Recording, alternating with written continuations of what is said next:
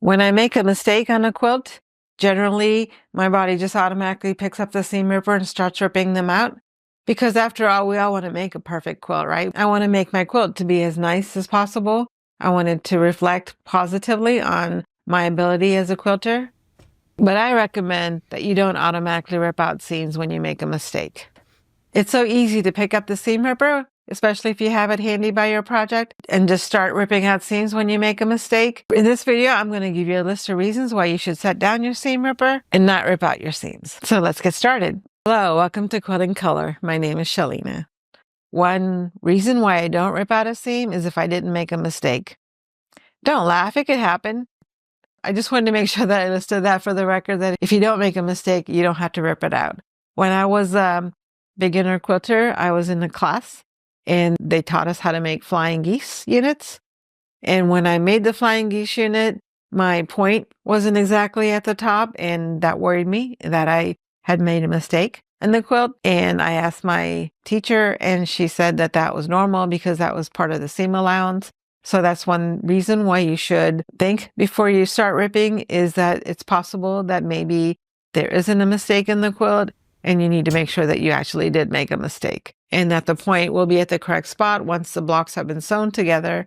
And it's just a matter of the fact that you can see the seam allowance still because they haven't been joined together. Another part of this, I'm going to put this part on the no mistake section. And that is that if your mistake is so tiny that it really won't matter. If your mistake is less than 1/8 of an inch, normally I don't think that you would need to fix it. Now, this is controversial, and I'm sure that there are people who make sure that their quilt is as absolutely perfect as it can possibly be. And in some ways, it makes sense to me that you should fix any error that you make. If you identify the mistake, then you should fix it. But sometimes, for me, I don't think that it's necessary. For example, when I was making my kaleidoscope quilt or Shakespeare in the Park quilt with the snail's trail, if you're really looking at it psychologically, you'll see that your eye is not going to stop at the intersection. It's going to keep going. And so if your intersection isn't perfect, it really won't make a big difference in your quilt. In my personal opinion, I don't think it's necessary to worry that much about that little tiny spot. It depends on how big your mistake is, obviously, but it's not worth the hassle. It makes sense that you'd want to fix mistakes if you make them. I mean, seams are pretty small usually, and so it's not that big a deal to fix it. It just takes a couple seconds and you're done ripping out the seam usually. But on the other hand, you're also weakening the fabric of the quilt. Possibly your needle has gone through and cut some of the threads of your fabric, and even when you're ripping, you're going to be maneuvering it and stretching it out a little bit. So the less ripping that you do, the better. There's that mindset, well, if you do it right the first time, you won't need to rip. So it is something that I think about, is to try to make sure that I don't make a mistake and try to cut correctly and piece correctly so that I don't make that mistake. But I'm human, so I am going to make mistakes. I can guarantee you that there'll be a mistake in my next quilt. I can guarantee you I'm going to make a mistake in my next sewing session. It's just how I am. That's how I operate. And no matter how mindful I am trying to be so that I don't make a mistake, chances are there's going to be some kind of mistake and something that I'm going to have to fix. Another reason why you shouldn't pull out a seam ripper is if you sewed your seams too big. Now, generally speaking, it depends on the quilt that you're making, right? So if you have a quilt that's made with squares and you use your 5/8 of a seam allowance because you're used to sewing clothing instead of quilts, it's okay. So this mistake has not happened to me. I haven't done this, but I have seen people on social media who have made this mistake. And this is when they are used to sewing the 5/8 of an inch seam allowance for their clothing, and they wind up sewing that seam allowance for their quilt. Now, it depends on a couple things, right? If you've only done that a couple of times and then you notice a mistake, you might as well fix it. It's just a few seams and you can easily just take them apart and start over sewing again. But if you've sewn all of your pieces together, if you've sewn all your blocks into pairs, that's going to be a lot of work for you to fix. And so depending on how the problem is, so if you had, for example, just squares, you could continue to leave them in the way they are and adapt your pattern that way. You could continue to sew everything at 5/8 of an inch. That your quilt will be smaller if you do it that way, but it's still going to look like a quilt because it's just squares. And as long as the pieces are the same size, it really doesn't matter what seam allowance that you use. And in that way, you can leave that seam allowance in the quilt as normal. I think it'll be fine. Depending on the size of your block, it should be fine. If you have a small block, you may want to trim it down to 1/4 of an inch seam allowance.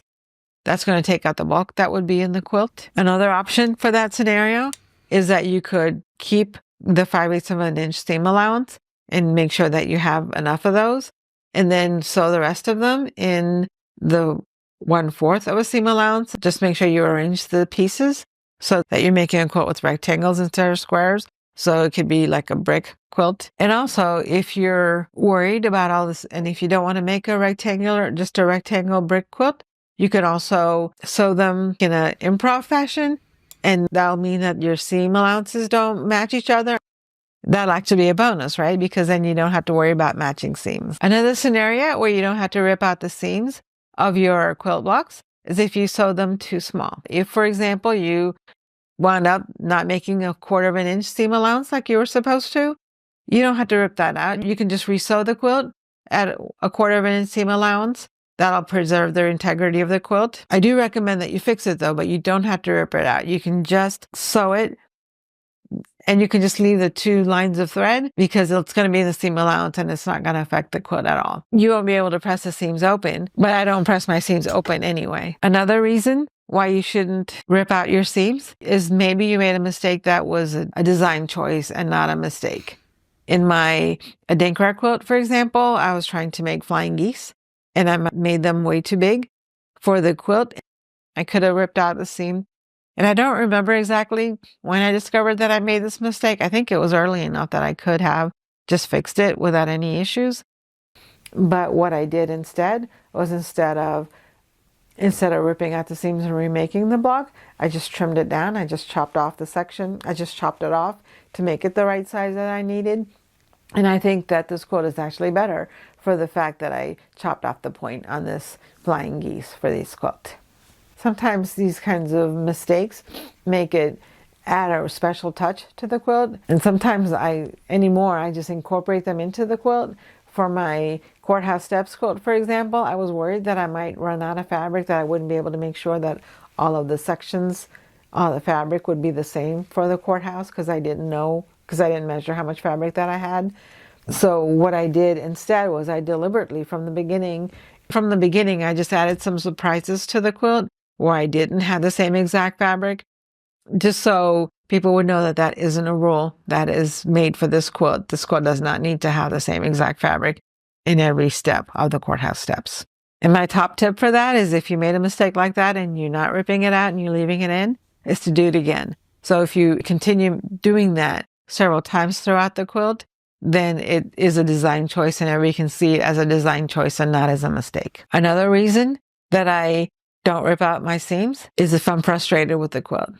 I would much rather have a quilt with imperfect points than have another 20-year-old UFO. And because of that, usually what happens when I make a mistake is I will rip it out and try to fix it. And then if that doesn't work, I'll rip it out again and try to fix it. But if it still hasn't worked, I'm leaving it in. It's meant to be the way it's meant to be. I don't want to worry about the integrity of the fabric. And I also don't want to get so frustrated with this quilt that I put it away. Sometimes some things just are meant to be. So it's a 2 strikes or you're out. And yet another reason why I don't rip out my seams is if it has to do with the integrity of the quilt. So if, for example, when I put the quilt together and I have a nice 1/4 of an inch seam allowance and I notice that my points aren't sharp and I notice that I'm chopping off the points, what I could do is to make a smaller seam allowance in order to make the points sharp. But when you make a smaller seam allowance, you are in effect taking a gamble that your quilt will stay together. And sometimes you can do that. If it's just a tiny, tiny amount, then you can go ahead and fix that. It's probably fine, but you are taking that gamble. But if it's significantly different from that, then I would go ahead and leave it. Personally, I would rather worry about the integrity of the quilt. I don't want the quilt to fall apart. And if that means that some of my points won't be pointy, I'm fine with that. If you look at my inspirational quote, Crazy Quilt, you'll see that the points are nowhere near what they're supposed to be.